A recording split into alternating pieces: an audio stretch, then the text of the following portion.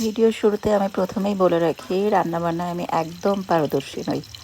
রান্না আমি করি না। আজ পর্যন্ত যতগুলো ভিডিও দিয়েছি রান্নার, সব আমার মায়ের বাসায় করা ভিডিও। আম্মু যখনই রান্না করতে বসতো, আমি সেই সময় টুকটাক করে ভিডিও নিয়ে নিতাম।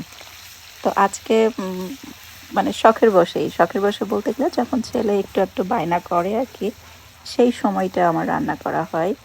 আর ম্যাক্সিমাম টাইম আমার বাসায় রান্না করে আমার শাশুড়ি এবং আমার হেল্পিং হ্যান্ড।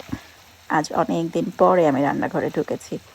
সো আমার রান্নার ভুল ত্রুটিগুলো ইগনোর করতে হবে এবং আমার কড়াই অ্যান্ড আদার সাইড এগুলো ইগনোর করতে হবে। তো কিছু করার নাই। আমি আজকে রান্না করেছি ছেলের আবদারে, হচ্ছে চিলি চিকেন। ওর খুবই পছন্দ। প্রথমে আমি একটু তেল দিয়েছি, তেলের মধ্যে একটু আদা রসুন বাটা দিয়েছি, তারপরে পেঁয়াজ দিয়েছি, এখন দিয়ে দিলাম লবণ। এইটা যতক্ষণ না নরম হবে ততক্ষণ পর্যন্ত একটু নাড়াচাড়া করতে হবে। তারপরে একটু দিয়ে দিলাম একটু ঝালের গুঁড়া। ঝাল আমিও বেশি খেতে পারি না, ছেলেও বেশি খেতে পারে না। তো যেহেতু চিলি চিকেন, তাই অল্প একটু ঝালের গুঁড়া দিলাম। তো নাড়াচাড়া করবো পেঁয়াজটা নরম হওয়া পর্যন্ত। এখন একটু দিয়ে দিব হচ্ছে টমেটো সস। যার যতটুকু পরিমাণ মতো, যতটুকু চিকেন আপনি নেবেন, যতটুকু, এটা আসলে যত বেশি দেওয়া যায় মানে বেশি হলে টকটা বেশি হয়ে যায়, মানে তিতা ভাবটা চলে আসে। তো পরিমাণ বুঝে দিবেন। আমি এত পরিমাণ বুঝি না, যতটুকু চোখের আন্দাজ দিয়ে দিলাম। এরপরে দিয়ে দিচ্ছি সয়া সস, এটাও আন্দাজ মতো। আর যেহেতু লবণ দিয়েছি, তো সয়া সস আর লবণের পরিমাণটা একটু অ্যাডজাস্ট করে নিতে হবে। সয়া সসও বেশ পর্যাপ্ত পরিমাণে লবণ থাকে।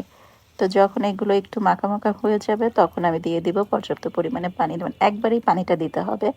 আপনি যতটুকু গ্রেভি রাখতে চান ঠিক ততটুকু পরিমাণে পানি।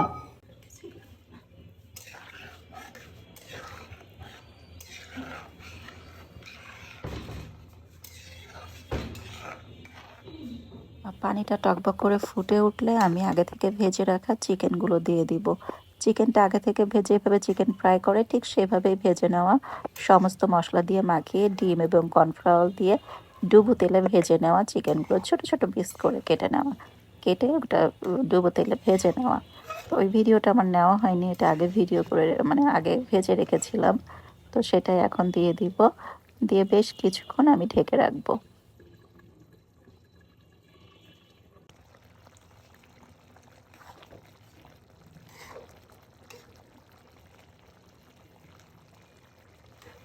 তো 5 মিনিট পরে ঢাকনা খোলার পরে দেখেন তো ঝোলটা অনেকটা শুকিয়ে এসেছে, গ্রেভিটা শুকিয়ে গিয়েছে। এখন আমি একটু দিয়ে দিব গোলমরিচের গুঁড়া। গোলমরিচের গুঁড়া চিলি চিকেন, এটা দিলে ফ্লেভারটাও আসে, একটু টেস্টটাও অন্যরকম হয়, ভালো লাগে খেতে।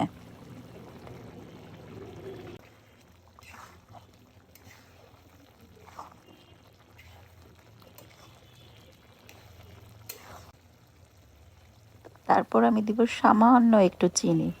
এটা দিলেও টেস্টটা একটু মানে অন্যরকম হয়। তো চেষ্টা করবেন শেষের দিকে সামান্য একটু চিনি দেওয়ার। সব শেষের দিকে দিয়ে দিব আমি কিছু কাঁচামরিচ ফালিটা দিলে ফ্লেভারটা আসে ভালো। আর হচ্ছে দিয়ে দিব আমি কর্নফ্লাওয়ার গুলানো